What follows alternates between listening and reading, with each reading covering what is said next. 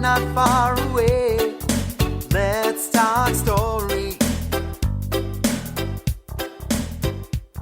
It's where my mama was born, it's where I come from, it's where my daddy fell in love not long ago. Aloha everyone, this is Larry Camp, and welcome to the Nobody Knows Your Story podcast, which just happens to come with a side of Hawaiiana. Nobody Knows Your Story is a podcast which I believe will impact each listener in a positive way. As you listen to the experiences that have transformed, shaped, and guided each guest, perhaps you'll better understand your own personal journey. Some will surprise, some will make you question, and some will inspire, but all will leave you in a better place for listening in. As for the Hawaiiana, well, that's just a big part of my life story. So I invite you to check in from time to time, or better still, add Nobody Knows Your Story to your list of favorite podcasts. You'll enjoy hearing the life experiences of people just like you.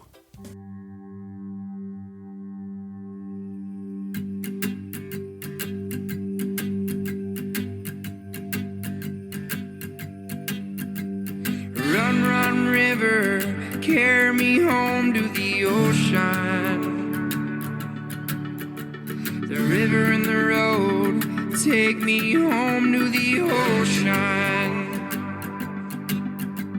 The friends in my life like stars in the sky, leave the lights on. I'm trying to get back home. The river keeps on flowing to the ocean. The angels above me, they sing that they love me, oh Lord.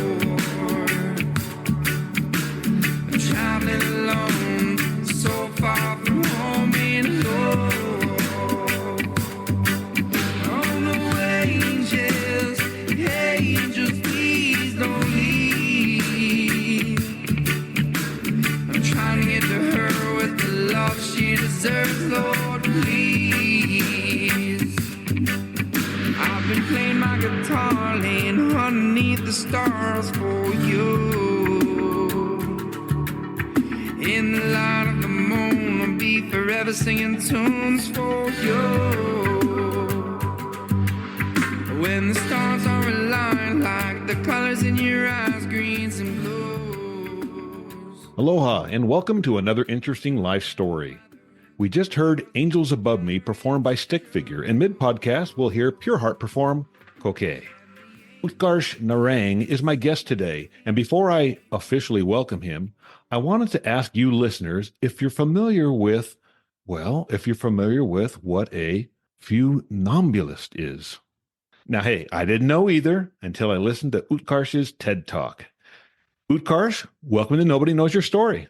Beautiful. Thank you, Larry, for that introduction. And that word, funambulist, when I was preparing for that TEDx talk, which you referred to, my coach told me, like, Utkarsh, you could present this word in a couple of different ways. And one could be fun plus ambulist. So someone who's having fun while they're ambulating. Or you could do the tongue twister way of calling it a funambulist. We'd love to tell our listeners as to what that means. Do you want me to reveal that right now, Larry, or should we take a few moments to get to that? Oh, I think that'll come up later in your story. But we'll talk about that for sure because, it's very interesting. And I'd never even heard that word. As a matter of fact, I went into Google, put the word in, and I hit the little button where they say the word out loud because I wasn't even sure how to pronounce it, So, and I think I still messed it up. But interesting word. And we'll talk about it for sure. It's a part of your story. Absolutely. And the story, it began 4 decades ago. But the whole point that we'll speak multiple times about through our conversation today is that who knew that 38 years later, I'll be sitting here in Melbourne having this conversation with you, Larry, right across the world in another continent on this beautiful planet of ours, sharing these conversations and these nuggets with listeners across the world. So fascinated with what life is allowing us to do today. It's incredible when you think about it because I'm old enough to remember my first time going to Hawaii in 1975. back then there weren't any cell phones or anything like that. And we stayed in this old place. As a matter of fact, it was torn down 2 years later. That's how old it was. But they had a landline, a landline telephone. Mhm. And when I would talk to somebody, I would say something like, "So how's the weather over there?" And there'd be like a delay for like a couple of seconds because that's just the way it was. You could, and now you and I are speaking. It's Tuesday morning where you are in Australia, and I can see you nodding your head. We're talking. It's like instantaneous. So Yeah. just incredible changes in just my brief life. Yeah, no, absolutely. I And say brief. imagine. My life's been kind of long. No, who imagine? And I've kids, Larry, who are 13 and 10 right now. And if I were to ever refer to them that there was an actual phone that would be on the table and you could not take it away in your car, they would be like, "Dad, what's wrong with you? Which world did you come from?" But that was the real truth. And yeah, we'll continue to evolve because we don't know what's going to happen in 10 years and 15 years from now. And that might be another part of something you talk about the future, right? Yeah, I know that you were born in New Delhi. Why don't you talk about your upbringing a little bit?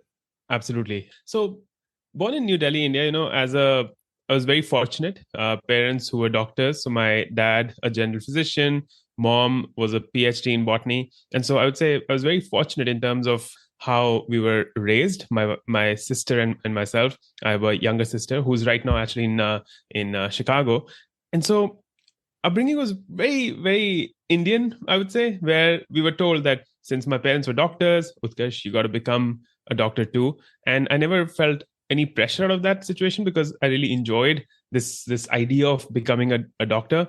And so school life was all about going to school, enjoying with your friends, having a good time while you prepare for that ultimate truth of having a profession, having a career, which then you will live the rest of your life doing. And that's about it. And what I keep coming back to, Larry, is that in India, I was born in 1985. So the first 10, 15 years, I would say, were where India was still evolving as a country, trying to find its feet in the world. And so parents who had seen, in a way, our independence, the struggles that the world put upon on the country. And so my parents, I think I keep referring back to it, were going through a scarcity mindset in certain ways, where they did not know where would the big meals come from. Their parents raised them right and they got them the right education, but that idea of we're still striving for our independence, we're still trying to achieve so much in the world, allowed them to stay in that space. And so when we were being raised, our parents allowed us to thrive and to find our footing in the world. And so I think that really helped me understand as to what my perspective has to be as I grow up. But if I were to say that I had it all kind of figured out several years ago, it was not the truth at all. Still trying to figure it out. If some people feel like I have, not at all. Still trying to figure it out. And so we were confined to a house. It was in a place where parents thought that if they were to allow their children to go outside and play, they would have a negative influence. And so in that case, we were confined to our homes, provided with a television, provided with all the resources that we can. I remember I grew up building Lego sets in the 1990s, which I think again was very fortunate because in India it was not something that was easily available. But I had family who were in the US or in Canada, and so that allowed me to have that experience also. So a lot of small little things there, which were very significant as I grew up in those days, Larry. You mentioned that you didn't go out and have, I guess, the social life that maybe that other people did in maybe other parts of the world. Not a lot of friends. I remember that you talked about television and music, that those were things that you did get into. Yeah. You also talked about playing tennis with your dad and that you guys Yes. played a lot of tennis, and you talked about what would happen when it rained and Oh, you're playing absolutely. tennis. Absolutely. Why don't you, do you remember that quote that you said? Yeah, absolutely do. And it almost like rings in my head as you and I are speaking about it. So dad and I used to play tennis when I was young, and I used to enjoy that sport a lot. Grew up watching Pete Sampras and Andre Agassi battle it out for the Wimbledon. Still remember that day when Federer beat Sampras, and I thought an era had ended, but did not know that an era actually did begin as well. But we would go to the courts, Larry, and if it would rain, my dad would instill the discipline that Utkarsh, we still got to go to the tennis court. And I was like, why? It's rain. there'll be puddle of water there. We won't be able to enjoy the game. But he'll take me there, and then he'll make me sweep the floor. And he'll say, Utkarsh, it's your duty because you want to play the game, so you got to sweep the floor as well. And I want you to sweep the floor so that someone who's watching from above should be proud that what a way to sweep the floor. And I would say, like, I'm sweeping the floor. How do I find joy in this? But he made me understand that again and again and again. And many years later, I would say decades later, Larry, as I was reading about some of the great leaders in the world, I realized that Martin Luther King Jr. actually said that one should sweep the floor so that angels from above would smile at it. And then I realized that Dad, knowingly or unknowingly, was instilling these beautiful principles within me through that moment. But I have fond memories of sweeping the floor. And then the joy that comes, Larry, when you've swept the floor and then you get to play on that court where you've done the hard work. I think that joy, I still can feel it, and I still can connect a lot of things that I do now to that moment. So I think it was a massive lesson that came about by sweeping the tennis courts. Yeah, and they were teaching moments for your dad too. I mean, you were playing tennis and that was fun, but there were conversations that were had on the court and just life lessons that were discussed. And so your takeaway now, the tennis part was fun, but also spending that time with your dad was a lot of fun as well. Yeah, it was. And we're jumping 30 years later to today, but as we moved to Melbourne, and we'll get to that story, how that happened. But my mom and dad are actually visiting us right now here in Melbourne.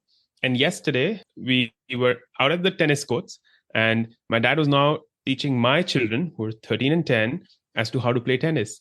And he would tell to them again and again, you have to do it right. You have to do it right. Your step has to go out. And he's 70 now, still enjoys playing tennis.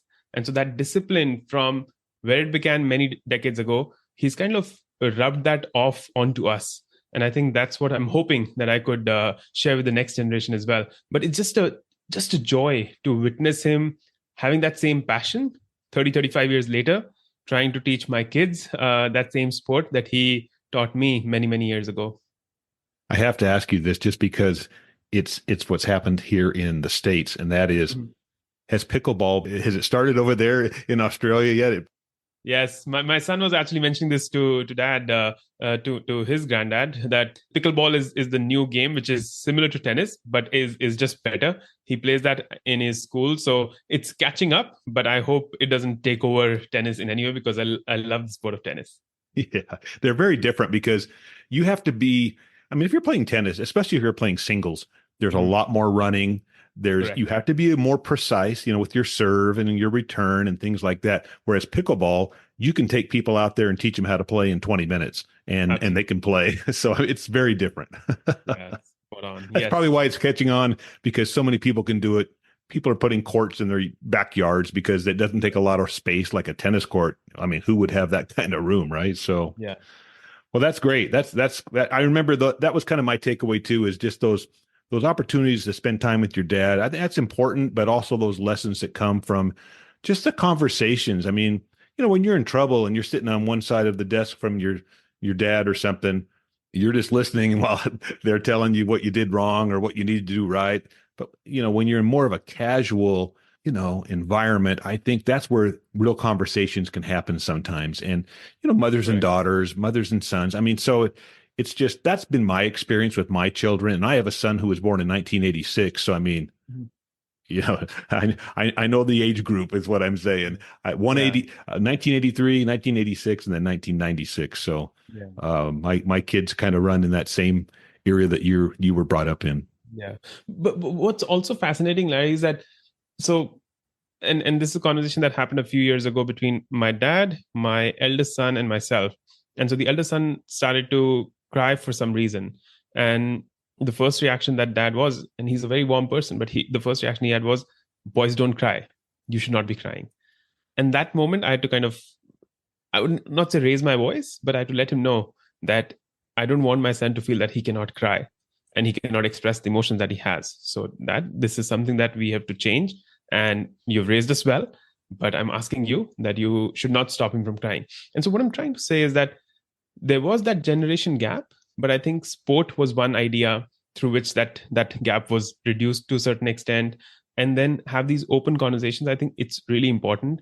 I work with coaches, Larry, where I've seen them work at amazing companies, from a Dropbox to a LinkedIn to a whatever names we can come up with, the big tech giants. And there would be product managers in those companies, and they would say, Utkarsh, I cannot talk to my boss or I cannot talk to my manager because there's a voice in the back of my head that's telling me, you did not come first in grade 7. You did not do really well on this exam. And I'm like, whose voice is that? And they would say, that's my mom's voice or that's my dad's voice. And so the impact that parenting can have on a child is massive.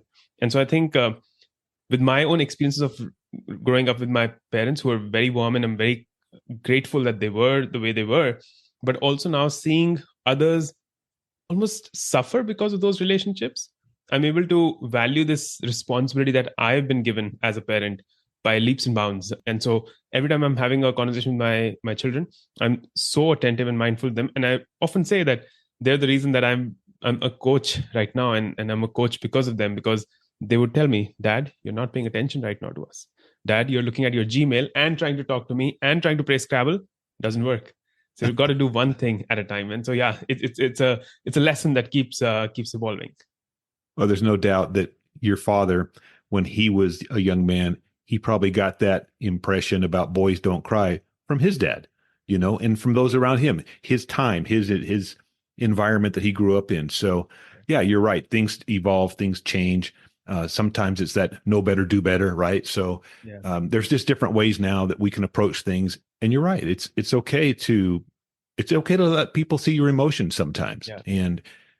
And anyway, yeah, different time. But so, at some point, and I don't remember exactly, but you mentioned your parents are doctors, mm-hmm. but you kind of went down that path yourself. Yeah, I did. I know you're not doing it now, but there was a time. Let's see, let me do the math here. 13 years of your life? Approximately, yes, I would say that. And I'd love to detail that out.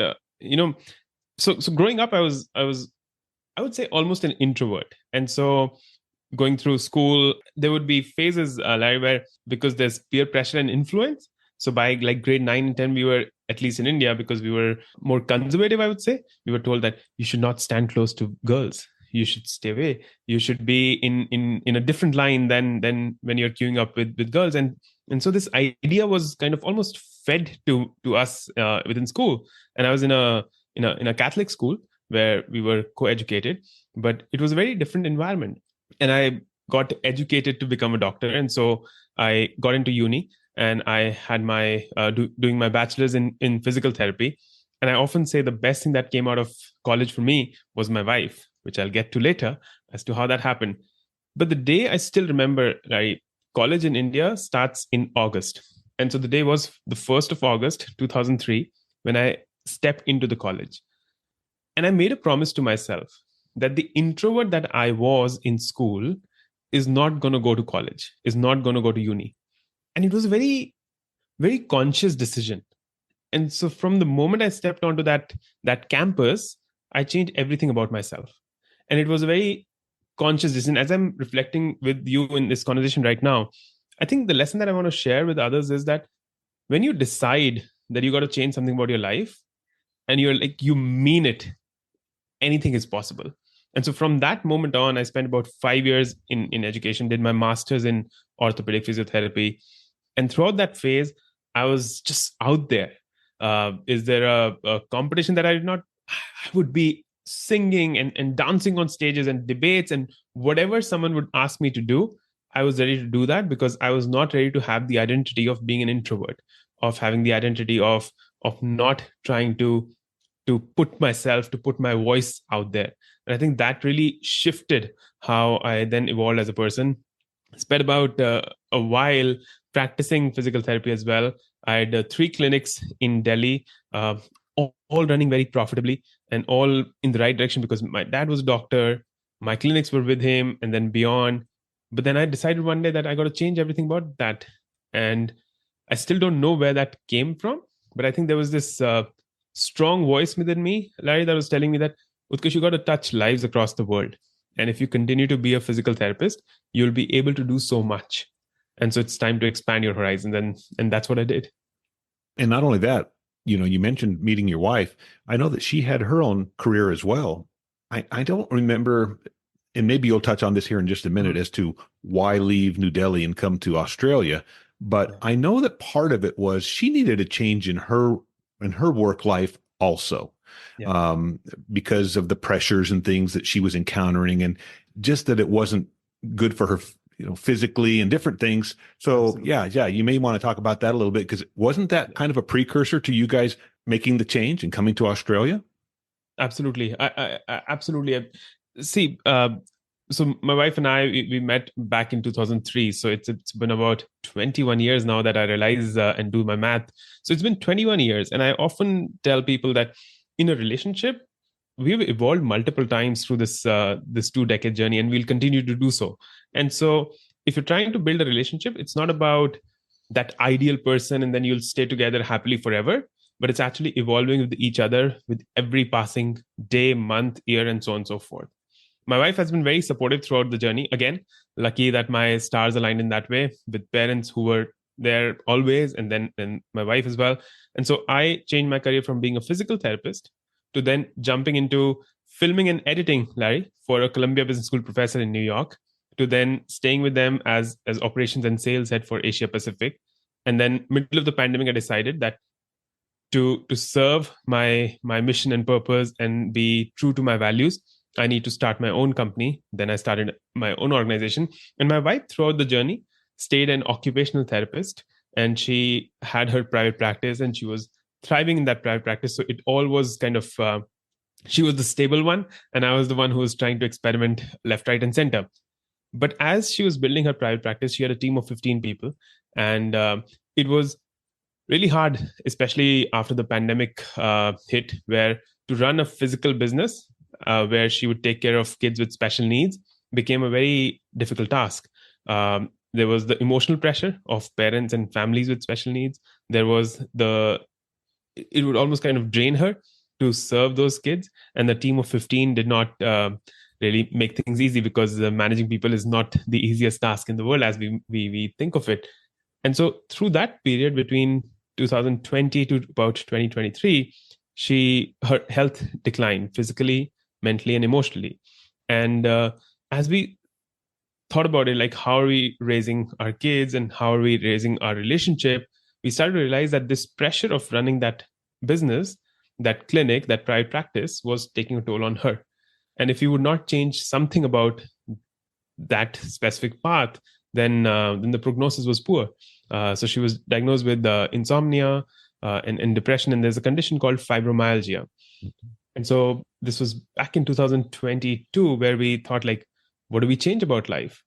And I had done multiple things in life, so I did not have like a resume which would allow me to get jobs across the world, but I was thriving as an entrepreneur in India. But my wife got an opportunity to be in Melbourne and continue her path of occupational therapy. And so she said, Utkarsh, should we just move halfway across the world? And you've seen the TEDx, and I invite others to also see the TEDx. Who am I to predict the future, Larry? And so I thought sounds like a fun experiment. Kids will be hopefully happy and joyful in this new country. And so we packed our bags and our kids, and the kids were not in suitcases. We moved halfway across the world to Melbourne, Australia, about 14 months ago, Larry. This was March of 2023.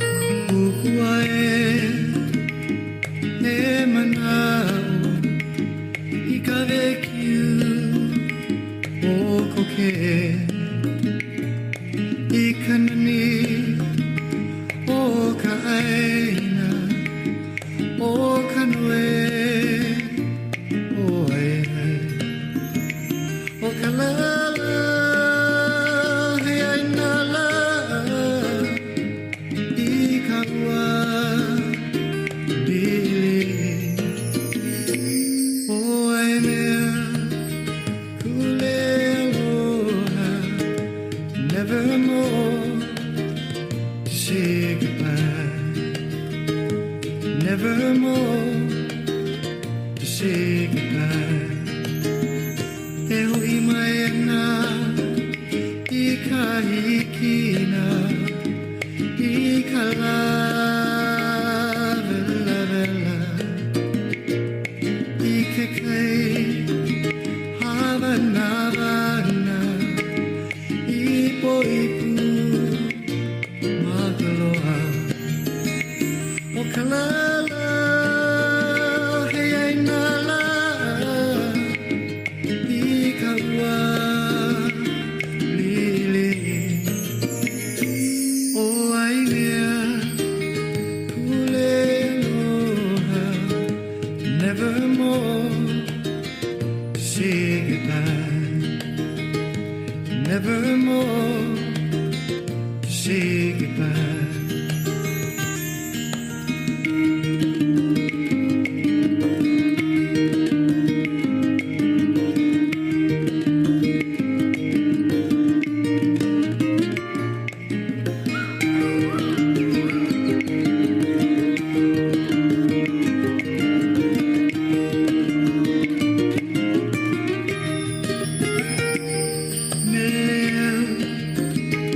No ka beauty, ika uka, iwi,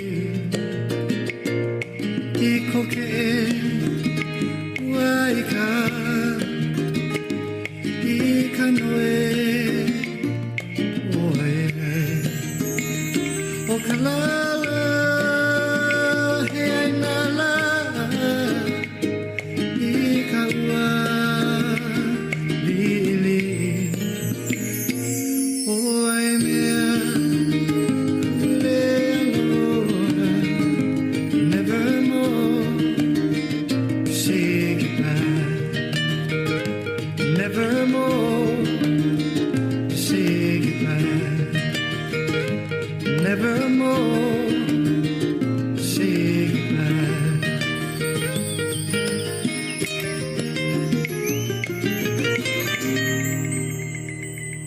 You're the author of your own story, right? Absolutely. Who else? Who else has the right to do that? Yeah. You've done your research and watched the TEDx talk. Yeah. Well, and you know what? Maybe this is a place to talk about that talk a little bit and about. Absolutely. Let's say it again here. Let's see if I can get it any better. That is a crazy word. So, funambulist, something like that. Funambulist. Yeah. That works. That works. And so this word funambulist, so there's this Indian megastar, people across the world might know him. His name is Shah Rukh Khan. And I was watching his interview many years ago, Larry, and he said that his philosophy for life is that he is a funambulist.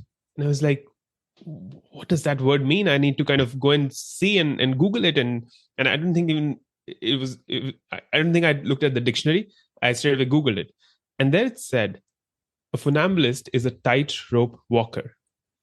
And as I was preparing for this TEDx talk, I realized that aren't we all just tightrope walkers, walking this tightrope of life, trying to balance our careers, our personal lives, our professions, ourselves, our children, our families, our parents, and so much more. And so if walking on a tightrope gives you fear, then walking on this tightrope of life is fear as well. And so that's where this whole conversation started to creep in. The second thing that I thought was like, I need to speak about my courage. I've been so courageous. I've taken this decision and that decision and taken this leap and that leap, and we moved to Melbourne. I need to share these stories. And then a very close friend told me, Utkarsh, was it always courage that drove you? And I thought about it. It was not. I did not have any clue what's going to happen in the next moment. So how can I say that I am being courageous by moving to Melbourne? I was actually being fearful. And so I started to then go back. It's like Steve Jobs in that great Stanford commencement speech said that you can only connect the dots backwards. And so I then went back to my physical therapy days. I had a clinic and I was trying to do so much, but what was it that was kind of pushing me away from that practice? And I realized that it was a fear, that I did not want to be a frog in a well. I wanted to touch more lives. I wanted to have a deeper impact on the planet. And that fear of having a monotonous life pushed me to go away from physiotherapy and find new horizons. Then I went to a corporate job with a professor at Columbia Business School. a very purposeful, well-paying job. But what am I doing in that moment? I'm the imposter, and we all in ways suffer from that syndrome. So I'm the imposter, that I'm a physical therapist trying to create this new identity, but I have no idea how to do that. And so there's fear again that I will fail. I'll fail today and tomorrow and then again. And so how do I overcome that fear? I overcome that fear by doing my best in every moment. And so the second thought is that the choice to do what I want to do is mine. And then we move to this story about moving to Melbourne. As I was sharing, this fear of almost losing my wife because of those physical and mental and emotional challenges is what pushed us as a family to take this leap, Larry. And here we are, 15 months later, on a beautiful morning, which is cloudy and wintry, but I enjoy this weather. So yeah. Who can predict the future? But we can just step into it and then do our best. And before I know it's been a long monologue, but there's this quote by Gandhi that really resonates with me, where he says that when I sleep at night, I die. And then when I wake up tomorrow, I'm born again. And I think to me, life's come down to that simplicity, that let me tackle today, and tomorrow I'll think of tomorrow when it comes, because I don't know if it'll come or not. Well, you're right. I know that my wife and I, we have embraced the concept of kind of live for this day. Every day is to be embraced and enjoyed and get the most out of it you can, because we don't know, right? We don't know the future. And we've already talked about that a little bit, but we really don't know it. And I don't know what you went to Catholic school. So, I mean, I don't know if you're still Catholic or still religious or not, but my wife and I were both brought up in a high demand religion. We're no longer religious, but when we were living our life for the next life. We were living this life to prepare and, earn our reward for that next life. Well, now we're just living life and we're trying to enjoy it, help other people, be kind, share our stories, because a lot of times your story, your TED Talk, it helps others because it gives them an opportunity to maybe think a little differently and like, well, you know what? That makes sense. Yeah. And I remember a quote from a book that I had read, and this was a therapist, and she met with people who were in hospice and they were in the last days of their lives. And she would ask them, do you have regrets? And the number one regret from these people was that they didn't take chances, that they were fearful of failure. So when you talk about taking those chances and doing those things, I mean, look at your life already. You've lived in the United States, I know, because you were in New York. You grew up in India. You're living in Australia. So you're definitely doing those things. And when your time comes and you're in those last stages, I can't see you having regrets, Utkarsh. I just can't see that, because you're doing all these things. You're enjoying life. You're getting the most out of it. You're embracing every day. Yeah. Part of it, Larry, and the more I think about it, there have been moments where I would have wanted to do something else about whatever I've done, right? But then I think of that Maslow's pyramid, and it says that you've got to meet your physiological needs before you go up the ladder, so to say, or up the pyramid. But I think the purpose of human life is to actually reverse the pyramid. And what I mean by that is that if you can start with self-actualization, and through whatever means that can come to you, which is asking yourself, who am I really? Asking yourself what your values are, asking yourself certain deeper questions where you're getting deeply connected with who you are as an individual, as a human being. I think once you've got that figured out, that lays the foundation on which you can build the rest of it.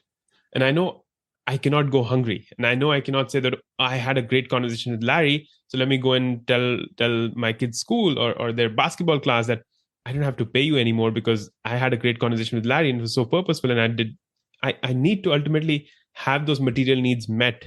And I feel for those who are unable to have that met and are not in a secure and a safe place. But I think just this whole realization that human life is getting connected with yourself first, I think that allows us to have a life that's low on the regret thing. And then finally, you were talking about religion and spirituality. I think that's very close to my heart because again, jumping back to childhood, I would see mom and dad watch these mythologies, Indian mythologies, and about these Indian gods on television. And there's this book called the Bhagavad Gita, which has a deep influence on my kind of understanding and philosophy for life. And what that says is like the big lesson that I derive from it is that have that non-attachment to the action that you do. When you show up to Larry in this conversation, there's no attachment that someone should listen to it and then come to you and should lead to something. No, you come and be your best because that's how you are and that's how you show up. You do your action with the purest of intentions and let the universe take care of it. And that non-attachment with the outcome, I think, has become something that's made life easier. Life can never be easy, but easier than how it might have been. Yeah. So if I hear what you're saying, you're just saying, hey, do the right thing because that's the thing to do. And if somebody takes away from that a positive because you've had a good example, then good, but you're still, if they don't, that's okay because you're still just being a good person. You're being a humanist, right? Correct. Absolutely. Love that. And yeah, the next stretch that I'm trying to then take us to is how do you really humanize leadership? And that's the core of the work that I do now, where I work with organizations and I help them realize that the more human you can make leadership, the easier it'll become for people to attain. And then the higher the profits and purpose will be for your organization. Right on. So have you and your wife had the conversation about, I know we're not talking too much about the future, but how long are you going to be in Australia? Any idea? I mean, do you have other places you want to go? Yeah. I was talking to my mentor and I told him, here we are in Australia forever. And he's like, Utkarsh, are you sure it's forever? I'm like, I'm not actually. We're enjoying where we are right now, Larry. We hope to stay here for as long as this serves us. And then if there's something else that's calling us, we'll go there. And I think this whole balance of, yes, you got to plan for the future, but also live in the present because that's all you have. I think that's a daily conflict that I wake up with and keep striving for. But right now we see if nothing massive shifts, we want to be in Australia for a significant part of our existence. The other part that's interesting that when you think about you being there Tuesday morning, you're in the winter now, right? You're entering into the winter in Australia. It's 101 degrees here where I am. I'm not sure what the conversion is to Celsius, but 101 Fahrenheit, because I'm in a hot area where I live. And so we're kind of just starting our summer. Yeah.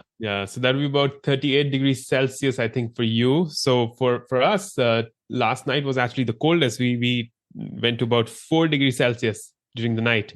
So yeah, and I often tell this to my coaches. So I have a lot of coaches in the US. I would show up to the call and I'll tell them, I'm in the future and the future looks good. So you don't have to worry about where we go from here. That's right. We went to New Zealand last year, and that's kind of like Australia. I mean, it was going across that international date line and losing a day and then gaining it back. And it's so interesting when you just think about that whole concept. But, we're in an instant world now. I mean, we literally are talking to each other across the globe. And it's just, sometimes it's mind blowing. As I started to say earlier, just about having to wait that delay in a phone call from Hawaii to, Utah. And now it's just, everything's just instantaneous. It's just amazing. Yeah. And still we're unhappy about it, Larry. That's what's strange for me. I see people who would be in an airplane and they'll be like, oh, the food is so cold. I cannot suffer this. Oh, the flight is so long. And I keep telling them, like, what's wrong with you? You're getting to fly from, so I was in India a few weeks ago. You're getting to fly from one country to the other, sitting safely, having almost hot food, drinking your coffee and your wine. How can you complain about it? I'm in awe of this, that we get to do this. And I remember, like, there was this flight I took, I think it was United Airlines, and it was from New Delhi to New York. And on that flight, I had internet. And my mind was like baffled. Like, here I am, thousands of feet above the ground, and I can text my wife or my boss and say, like, I'm in the middle of Europe and I'm arriving in New York. To me, I think these are moments that we cannot miss. We need to find joy in these small little beautiful things. And they're not small, actually. We crib about them, and that's what I think challenges us. So sometimes, as we were speaking about the story, Larry, I think we got to feel the story that we are living right now. And we got to make sure that whatever story we have built till now, the choice to have a story in the future is ours. And so, how do you really want to design your life? Do you want to look at the black cloud, or do you want to say that, wow, it's a beautiful black cloud? It might rain, and then the sun might come out, and then be a rainbow. So, what I'm trying to say is like there's always a silver lining, and find a way to look at that silver lining in your story. It might be hard, but if you ponder enough, I think you'll find it. Utkarsh, you're an optimist. Eternally. That's how I am too. I've always been a glass half full guy, and that's how I choose to see things. And I mean, let's face it, if you want to look for negativity, I mean, you can sit there and watch the news, right? I don't watch a lot of news.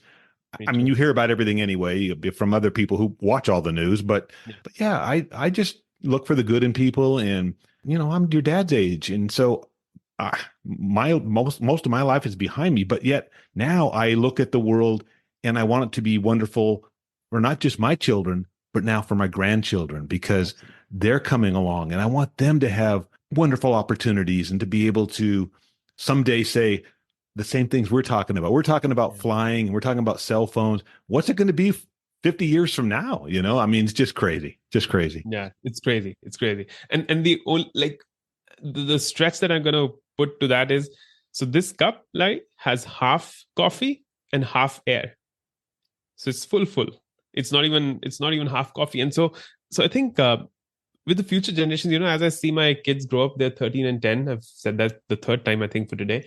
But I really wonder that what is it going to be about? Because I sometimes feel fear as well, again, where I feel like they're in this age of instant gratification, that they feel like they learn something from YouTube in 30 seconds and feel that they've mastered that thing now. But is it really?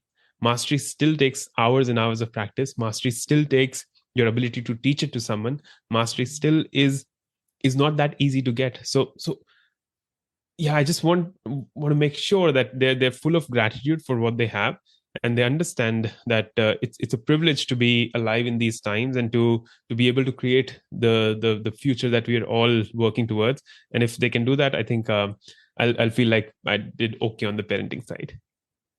Well, yeah, 100%. I totally agree. And like you say, there's good things about YouTube, being able to look something up and shows you how to change the battery on a cell phone or something like that when you're having a problem or you don't know how to do something. That's great. But that doesn't mean you're an engineer now. Correct. Like you say, you mentioned Pete Sampras and Andre Agassi. 10,000 hours is what I've heard it takes to master something and to be really good at something. And a lot of us aren't willing to put in that time.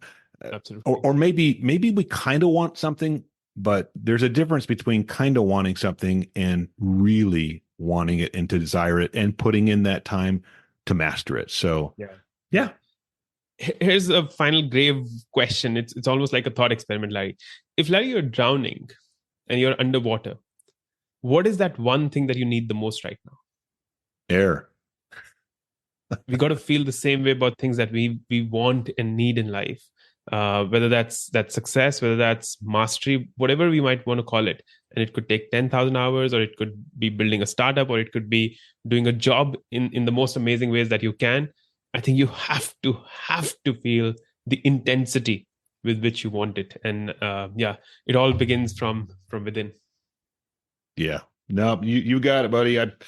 There's a reason why I wanted to connect with you, and it's because I already said it. We're both kind of optimists, and we're positive people, and we try to see things, take the good. And you know what? We can choose who we want to spend our time with, right? And I'd rather be with people that are happy and trying to get the most out of life and embrace the day. And you're one of those type of guys. So I appreciate your time today, and thank you so much for telling your story. Absolutely. Thank you, Larry. It was a joy being here, and look forward to many more eternally optimistic conversations. Well, enjoy your Tuesday. Evening. Thank you. You enjoy the rest of your Monday. All right, buddy. Take care.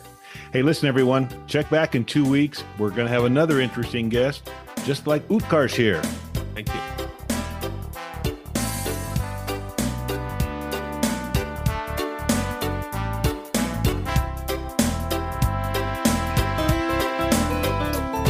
Down a little country road not far away,